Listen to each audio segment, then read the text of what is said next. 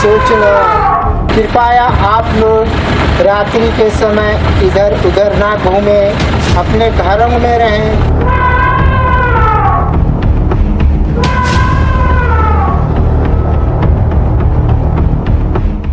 ये झूमता हुआ हाथी हमारा दुश्मन नहीं बल्कि हमारा दोस्त है। मानव सभ्यता और हाथी का रिश्ता सदियों पुराना है। हाथी सिर्फ जंगल का एक विशालकाय जीव नहीं होता बल्कि हमारे पारिस्थितिक तंत्र का एक अहम हिस्सा है। लेकिन झारखंड में यही रिश्ता अब टकराव में बदलता जा रहा है। जंगल सिमट रहे हैं, सड़कें और रेलवे ट्रैक बन रहे हैं, हाथियों के पारंपरिक कॉरिडोर भी बाधित हो रहे हैं और इसका खामियाजा इंसान और हाथी दोनों ही भुगत रहा है। कहीं हाथी गांव में घुस करके फसल और घर को तबाह कर रहे हैं तो कहीं पर इंसानी लापरवाही और विकास की रफ्तार हाथियों की जान ले रहा है। रामगढ़ में हाथियों का झुंड गांव के करीब 15 दिनों से गांव में डेरा डाला हुआ है और एक युवक की जान ले चुका है, तो दूसरी तरफ जंगल में अवैध खनन, रेलवे ट्रैक और सड़कों के बीच हाथियों के रास्ते लगातार सिकुड़ रहे हैं। लेकिन तस्वीर का एक दूसरा पहलू भी है।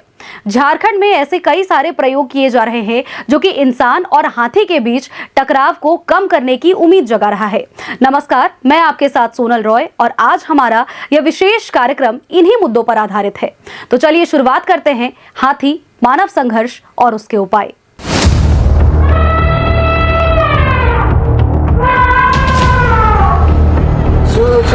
सोचना। कृपया आप लोग रात्रि के समय इधर उधर ना घूमें, अपने घरों में रहें।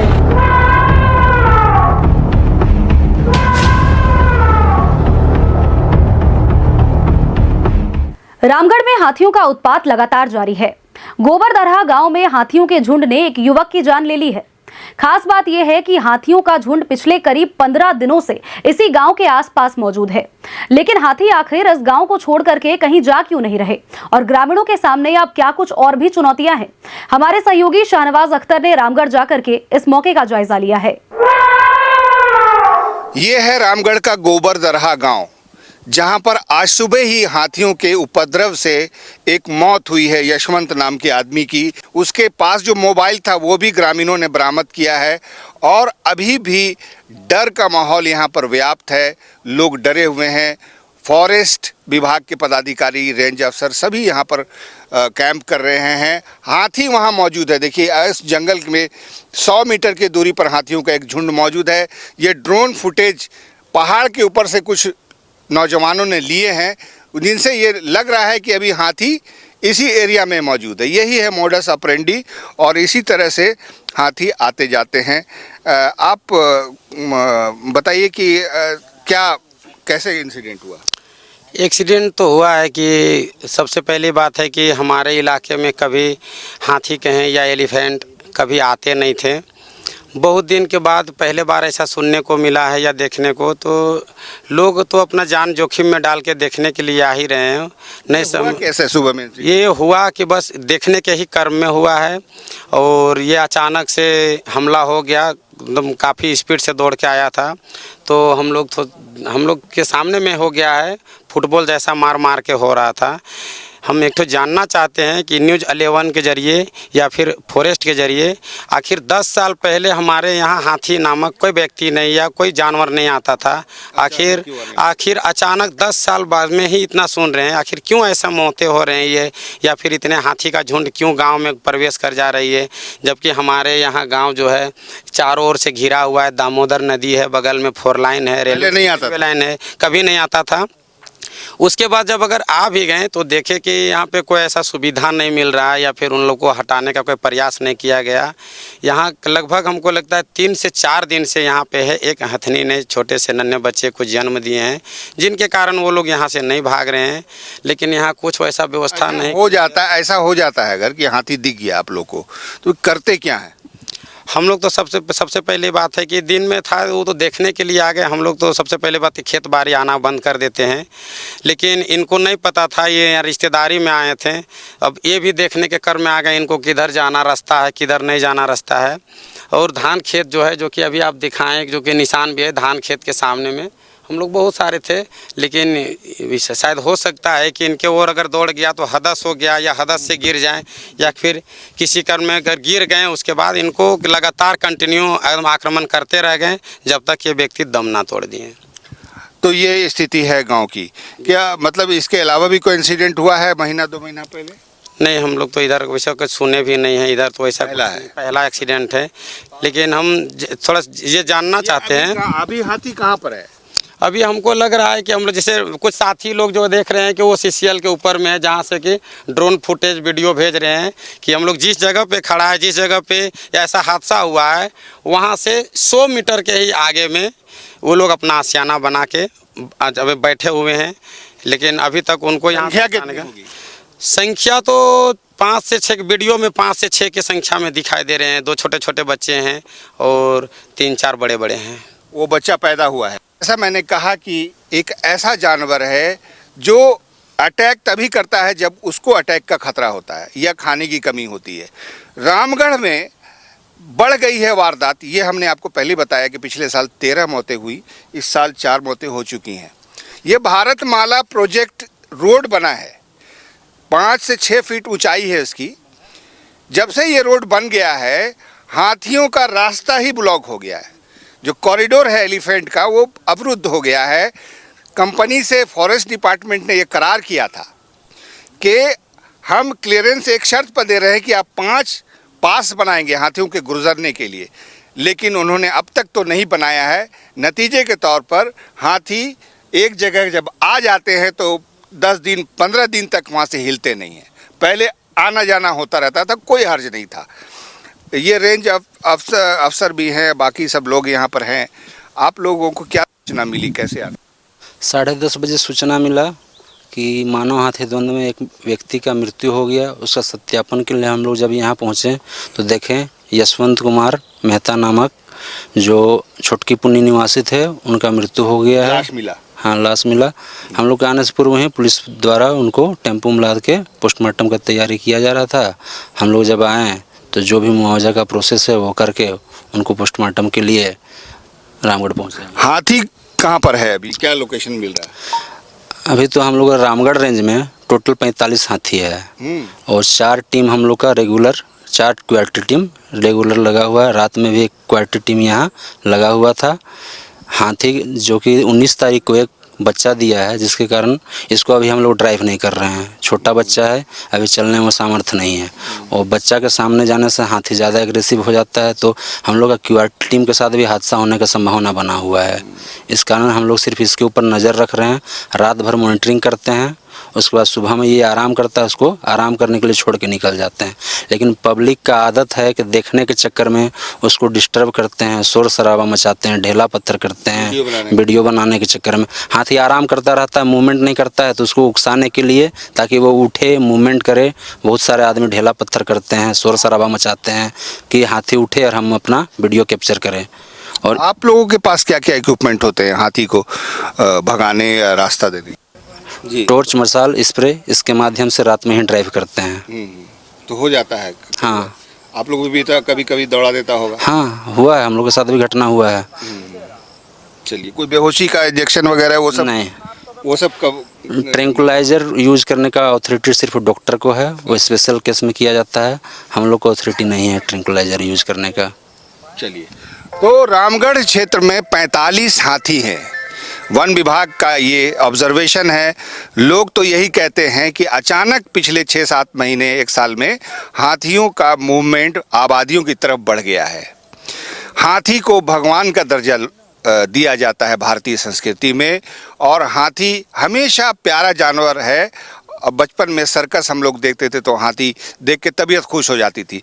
लेकिन झारखंड में ह्यूमन एलिफेंट कन्फ्लिक्ट जिस तरह से बढ़ रहा है, उसके लिए कोई व्यापक योजनाएं बनानी होंगी और लोगों को भी उसमें संयम बरतना होगा।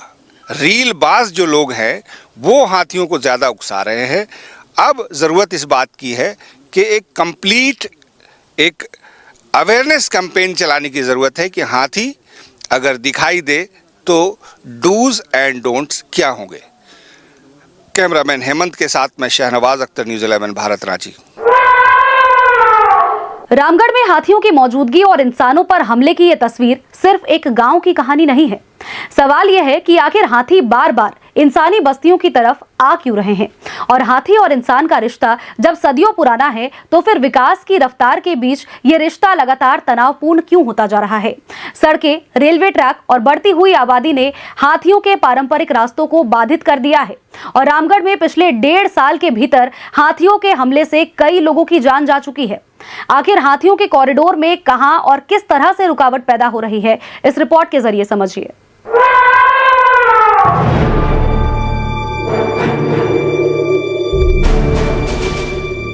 मानव सभ्यता और हाथी का बेहद पुराना रिश्ता है। झारखंड के संदर्भ में यह रिश्ता और भी खास है क्योंकि छोटा नागपुर के जंगल और हाथियों के पारंपरिक आवागमन के रास्ते सदियों से एक दूसरे से जुड़े रहे हैं। लेकिन वक्त के साथ जंगल बदले, विकास का विस्तार हुआ और हाथियों के वही पुराने रास्ते लगातार बाधित होते गए। रामगढ़ में इसका असर बेहद गंभीर नजर आ रहा है। पिछले करीब 1.5 साल से हाथियों के हमले में 17 लोगों की मौतें हो चुकी हैं, जबकि कई दर्जन लोग घायल हुए हैं। सवाल है कि आखिर ऐसा क्या बदल गया कि पहले हाथी आते थे, फसल को नुकसान पहुंचाते थे और कुछ घंटे या एक रात बिताने के बाद वापस जंगल लौट जाते थे, लेकिन अब हाथियों का झुंड 20 से 25 दिन तक इलाके में क्यों रुका रहता है? रामगढ़ में 1.5 साल में 17 मौतें। अब तक नहीं बना हाथी मूवमेंट कॉरिडोर। 6 फीट ऊंची सड़क बनी बड़ी बाधा। सड़क, रेल, उद्योग से सिकुड़ा हाथी कॉरिडोर। हाथी का रास्ता रुका, संघर्ष बढ़ा। हाथियों के कॉरिडोर के बाधित होने की एक बड़ी वजह रामगढ़ से गुजरने वाली भारतमाला सड़क परियोजना भी है। वन विभाग के मुताबिक परियोजना को फॉरेस्ट क्लियरेंस कुछ शर्तों के साथ दिया गया था। इनमें 5 जगह हाथियों के सुरक्षित आवागमन के रास्ते बनाए जाने की शर्तें भी शामिल थी, लेकिन विभाग का कहना है कि ये रास्ता अब तक नहीं बन पाया है। करीब 6 फीट ऊंची सड़क हाथियों के लिए बड़ी बाधा बन गई है। जिस रास्ते से हाथी पहले आसानी से इस पार से उस पार चले जाते थे, अब वही सड़क उनके मूवमेंट पर रोक बन गई है। तो जैसे जैसे नए रेल रोड प्रोजेक्ट आते हैं, हाथियों का आवागमन इनके द्वारा अफेक्टेड होता है। उदाहरण के तौर पे हम अभी देखेंगे कि ओरमांझी से जैना मोड़ भारतमाला प्रोजेक्ट बना है और इस प्रोजेक्ट जो कि ये रोड एलिवेटेड होता है, ज़मीन से 3 से 6 मीटर तक ऊपर होता है, तो ये हाथियों के प्राकृतिक आवागमन रास्तों का एक हिंड्रेंस बन जाता है, रुकावट की तरफ बन जाता है। हालांकि हमने उसको फॉरेस्ट क्लियरेंस देते वक्त 5 पासेस का प्रावधान रखा है, जो कि अभी तक बन नहीं पाया है। बनने के बाद शायद घटनाएं कम हो। जब तक नहीं बन रहा है, अभी हम लोग मानव हाथी द्वंद के बढ़े हुए प्रकरणों से झेल रहे हैं।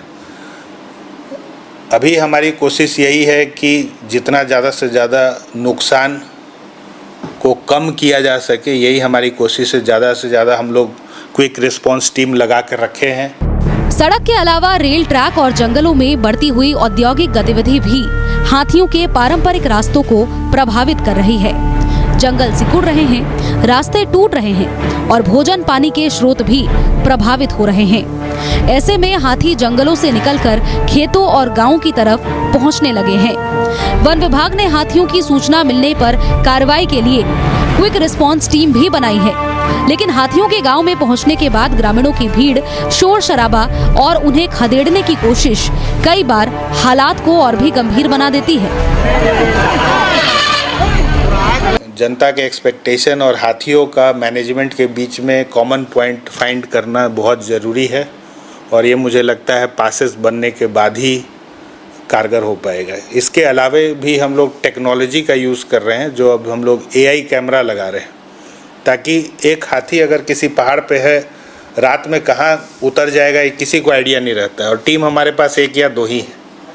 किस दिशा में उतर जाए पता नहीं है, इसलिए हम लोग अब AI कैमरा लगा रहे हैं, जो कि लगभग लग के तैयार है, ताकि पता चल जाए कि किस डायरेक्शन में हाथी उतर रहा है, ताकि हम लोग अपनी टीम वहीं भेज सके। आशा है कि इसके कारण घटनाओं में घटोतरी होगी। ग्रामीणों की परेशानी भी कम नहीं है। उनका कहना है कि पहले हाथी आते थे, कुछ घंटों या रात भर रुकते थे, फसल को नुकसान पहुंचाते थे और फिर वापस जंगल चले जाते थे। लेकिन अब हाथियों का झुंड कई दिनों तक इलाके में रुका रहता है। आखिर 10 साल पहले हमारे यहाँ हाथी नामक कोई व्यक्ति नहीं या कोई जानवर नहीं आता था। आखिर अचानक 10 साल बाद में ही इतना सुन रहे हैं। आखिर क्यों ऐसा मौतें हो रही है ये, या फिर इतने हाथी का झुंड क्यों गांव में प्रवेश कर जा रही है, जबकि हमारे यहाँ गांव जो है चारों ओर से घिरा हुआ है, दामोदर नदी है, बगल में 4 लाइन है। दरअसल हाथियों के हमले को सिर्फ हाथियों का आतंक कहना इस पूरी समस्या का अधूरा चरित्र है। हाथी जंगल के इकोसिस्टम के लिए बेहद महत्वपूर्ण है। भारतीय इतिहास में हाथी शक्ति और प्रतिष्ठा का प्रतीक रहा है। वही धार्मिक और सांस्कृतिक रूप से भी हाथी का विशेष महत्व है। लेकिन जब उसके पारंपरिक रास्ते बंद होंगे और भोजन पानी के स्रोत भी प्रभावित होने लगेंगे, तो उसका इंसानी बस्तियों की तरफ आना बहुत स्वाभाविक है। यानी हाथी इंसान का दुश्मन बनकर गांव में नहीं आया। बदलते हुए जंगल और बंद होते हुए रास्तों ने इंसान और हाथी के बीच दूरी जरूर बढ़ा दी है। जरूरत हाथी को दुश्मन मानने की नहीं, बल्कि उसके रास्ते और उसके जंगल को बचाने की है। क्योंकि सवाल सिर्फ 17 मौतों का नहीं, सवाल उस रिश्ते का है जो इंसान और हाथी के बीच सदियों से चला आ रहा है। झारखंड में एलिफेंट ह्यूमन कॉन्फ्लिक्ट कोई नई बात नहीं है। खास करके उन क्षेत्रों में जहां पर तेजी से मकान बन रहे हैं, जंगल कट रहे हैं, हाईवेज बन रहे हैं, रेलवे ट्रैक्स गुजर रहे हैं। अगर वो समतल हों तो बात ठीक है, लेकिन भारत माला प्रोजेक्ट जो ओरमांझी से जैना मोड़ के लिए जा रही है, 60.2 किलोमीटर उसका रेडियस है, लेंथ है, उसको 6 फीट से ऊपर बना दिया गया है। अब हाथियों को उसके पार करने में मुश्किल हो रही है। नतीजे के तौर पर रामगढ़ में हाथी जगह एक बार प्रवेश कर रहे हैं तो लंबे समय तक ठहर जाते हैं, करीब 20 दिन 15 दिन तक ठहरे रहते हैं। ग्रामीणों में दहशत फैल जाती है। आज ही रामगढ़ के एक गांव में एक व्यक्ति के हाथी द्वारा हत्या कर दी गई है। वो बाहर से रिश्तेदारी के लिए घूमने फिरने आया हुआ व्यक्ति थे, उसको नहीं पता था कि कितनी दूरी रखनी है। और ये भी पता चला कि उसके पास एक मोबाइल मिला है जो खुद वीडियो बना रहा था, लेकिन इसी बीच में हाथी ने उसकी हत्या कर दी।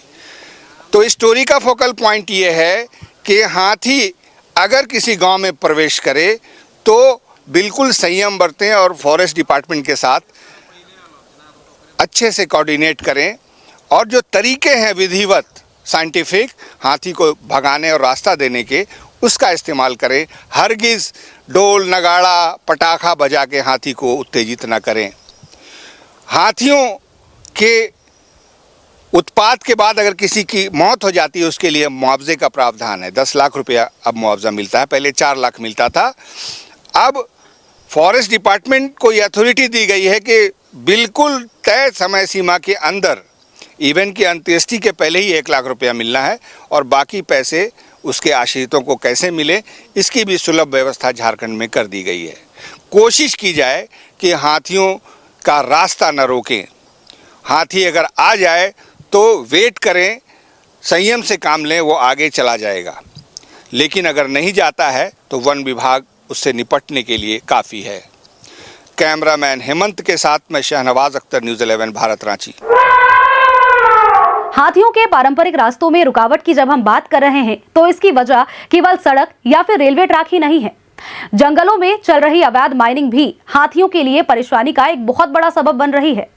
रात के वक्त जंगलों में गाड़ियों की आवाज, धमाके और इंसानी गतिविधियां हाथियों के प्राकृतिक मूवमेंट को बहुत ज्यादा प्रभावित करती हैं। लेकिन रामगढ़ में वन विभाग ने अवैध कोयला खनन के खिलाफ एक अनोखा प्रयोग किया है।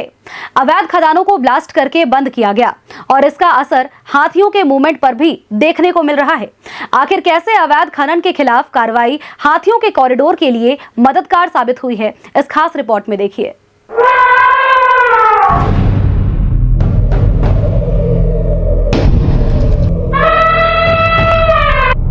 क्या अवैध खनन भी हाथी और इंसान के बीच बढ़ते हुए संघर्ष की एक बड़ी वजह है? रामगढ़ में वन विभाग ने अवैध कोयला खनन के खिलाफ एक ऐसा प्रयोग किया जिसने न सिर्फ जंगल में चल रही अवैध माइनिंग पर रोक लगाने में मदद की, बल्कि हाथियों के बाधित कॉरिडोर को भी खाली कराने में अहम भूमिका निभाई। अवैध माइनिंग से हाथी का कॉरिडोर प्रभावित, 7 अवैध कोयला खदानों के मुहाने ब्लास्ट कर बंद। अवैध माइनिंग रुकी, जंगल में गाड़ियों का मूवमेंट घटा। कॉरिडोर साफ हुआ, हाथियों का रास्ता खुला। यह है हजारीबाग और रांची के बीच बसा औद्योगिक शहर रामगढ़। रामगढ़ और आसपास के जंगलों में कोयले की खदानें मौजूद हैं और इन्हीं जंगलों में लंबे समय से अवैध खनन भी चल रहा है। रात के अंधेरे में अवैध खनन करने वाले सक्रिय होते हैं। जिस रास्ते से हाथी को गुजरना होता है वहां आग जलाकर, पटाखे फोड़कर और तेज आवाज कर हाथियों को भगाने की कोशिश की जाती है। कोयला ढुलाई के लिए बड़े वाहन और डंपर जंगलों में चलते थे। यहाँ तक कि ट्रैक्टर के साइलेंसर तक खोल दिए जाते थे ताकि तेज आवाज से हाथी उस इलाके से दूर रहे। देखिए, इलीगल माइनिंग होती है तो गाड़ियों का आवागमन बढ़ता है और सभी को पता है कि इलीगल एक्टिविटी रात में ज़्यादा होती है। अब स्थिति यह है कि हाथी भी रात में ही ज़्यादा विचरण करते हैं। दिन भर हाथी रेस्ट करता है, रात में ज़्यादा विचरण करता है। इस तरह जब रात में इलीगल गतिविधियाँ बढ़ती जिस पे किसी का कोई कंट्रोल नहीं, वो अपने हिसाब से चलते हैं। कितनी बार हमने देखा है कि वो ट्रैक्टर का साइलेंसर निकाल दिया करते हैं ताकि हाथी का ग्रुप उनके आसपास ना आए। इससे हाथी उत्तेजित होते हैं और बिना फॉरेस्ट क्लियरेंस के माइनिंग करना, उसमें यह नहीं सुनिश्चित किया जा सकता है कि एलिफेंट के कॉरिडोर में माइनिंग नहीं हो रहा। वो माफिया कहीं भी इलीगल माइनिंग स्टार्ट कर देता है, फिर हम उसे बंद कराते हैं, लेकिन वो भूमि जो है हमेशा के लिए नष्ट हो जाती है। बंद कराने के बाद भी उसका स्वरूप बदल जाता है। इस तरह हमने देखा है कि इलीगल माइनिंग से हाथियों को बहुत कष्ट है। इसीलिए हमारा सर्वोपरि है हमारे लिए कि हम लोग फॉरेस्ट और एलिफेंट के कॉरिडोर में इलीगल माइनिंग पूरी तरीके से बंद करें और हम लोग इसके लिए प्रयासरत हैं।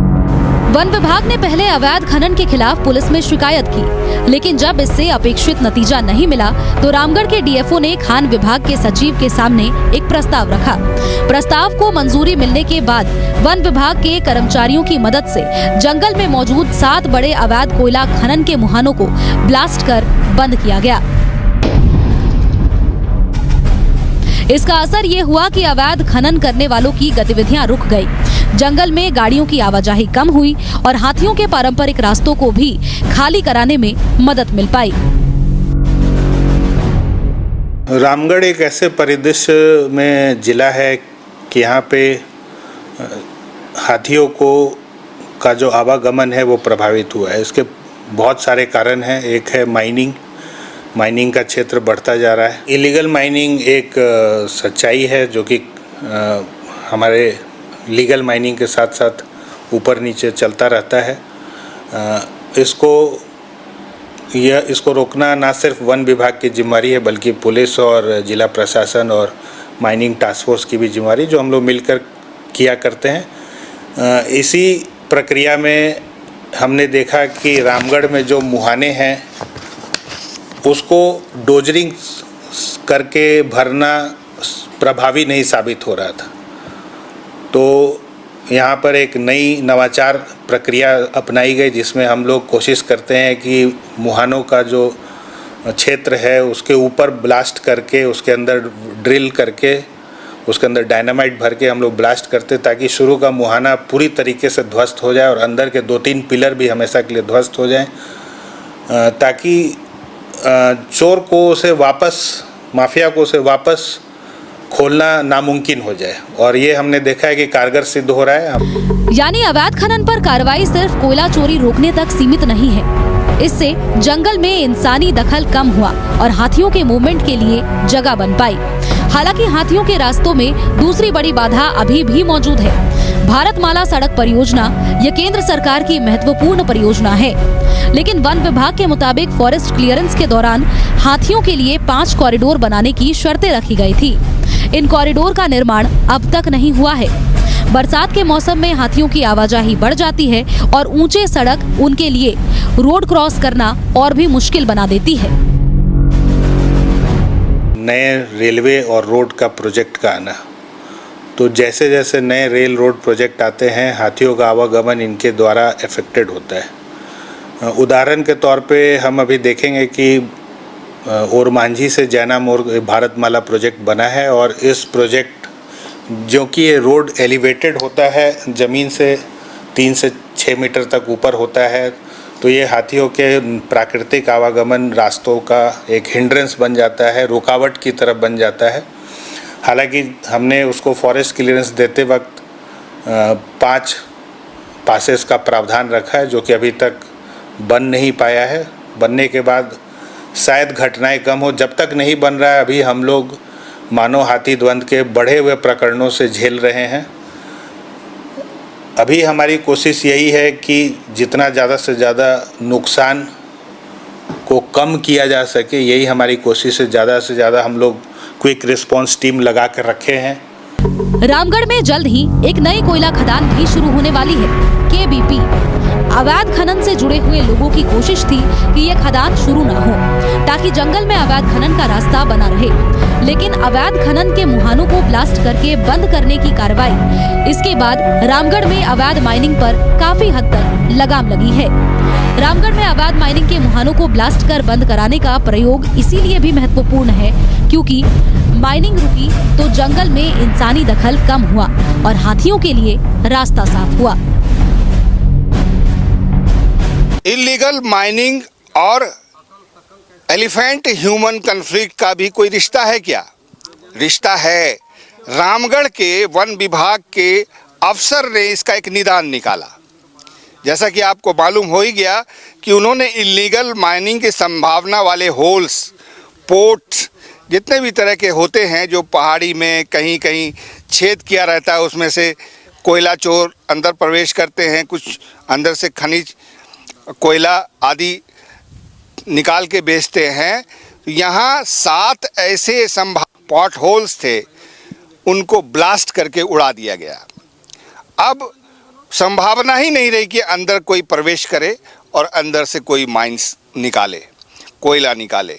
तो ये एक एक्सपेरिमेंट था जो रामगढ़ में किया गया। मेरे पीछे आप देख सकते हैं खनन क्षेत्र है। जल्द ही यहाँ पर एक कोल माइंस भी सैंक्शन हुआ है, खुलने वाला है। जो अवैध माइनिंग के लोग थे वो नहीं लेकिन वन विभाग रामगढ़ के डीएफओ ने जो एक्सपेरिमेंट किया है, ब्लास्टिंग टेक्निक का जो इस्तेमाल किया है, उसके बाद से कुछ इलीगल माइनिंग की एक्टिविटी कम हो गई है। अब हम अपनी पुरानी बात पर आते हैं, इसका ह्यूमन एलिफेंट कन्फ्लिक्ट से भी कोई रिश्ता है क्या? जी हाँ है।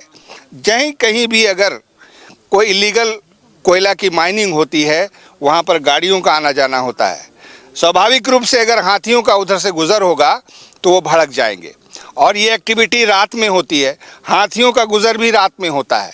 तो इसलिए न सिर्फ ये कि रामगढ़ में इलीगल माइनिंग कम हुई है, ख़त्म नहीं हुई है अभी भी, इससे ह्यूमन एलिफेंट कन्फ्लिक्ट के भी धीरे धीरे कम होने की संभावना जगी है। कैमरामैन हेमंत के साथ में शहनवाज अख्तर, न्यूज़ 11 भारत, रामगढ़, रांची। हाथी और इंसान के बीच संघर्ष की कहानी सिर्फ हमले और मौत तक की कहानी तक सीमित नहीं रह जाती है, बल्कि ये कहानी जंगल, विकास, पर्यावरण और हमारी जिम्मेवारी की भी एक कहानी है। अगर हाथियों के रास्ते बाधित होंगे तो जंगल में भोजन, पानी सब कुछ कम हो जाएगा और इंसानी दखल बढ़ जाएगा। तो संघर्ष की स्थिति बनना बहुत स्वाभाविक है। लेकिन रामगढ़ में अवैध खनन पर कार्रवाई से लेकर के रांची में सोलर फेंसिंग और रेलवे ट्रैक पर नई तकनीक तक कुछ कोशिशें ऐसी हैं जिनसे उम्मीद जरूर जाग रही है कि इंसान और हाथियों के बीच का ये टकराव अब कम किया जा सकता है। जरूरत सिर्फ योजनाएं बनाने की नहीं, बल्कि जरूरत है उन योजनाओं को जमीन पर उतारने की, हाथियों के कॉरिडोर को सुरक्षित रखने की और इंसानों में जागरूकता पैदा करने की। क्योंकि जंगल बचेगा तो हाथी बचेगा और हाथी बचेगा तभी पर्यावरण भी सुरक्षित रहेगा। और इसी संदेश के साथ हमारा खास कार्यक्रम हाथी, मानव संघर्ष और उसके उपाय यहीं पर समाप्त होता है। नमस्कार।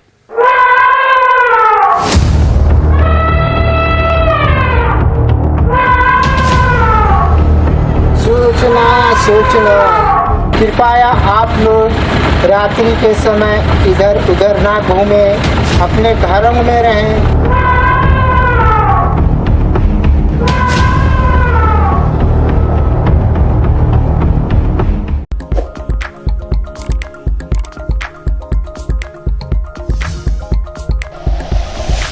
Like and share videos, subscribe subscribe करें हमारा चैनल और प्रेस करें बेल आइकॉन। न्यूज़ 11 भारत, सच है तो दिखेगा।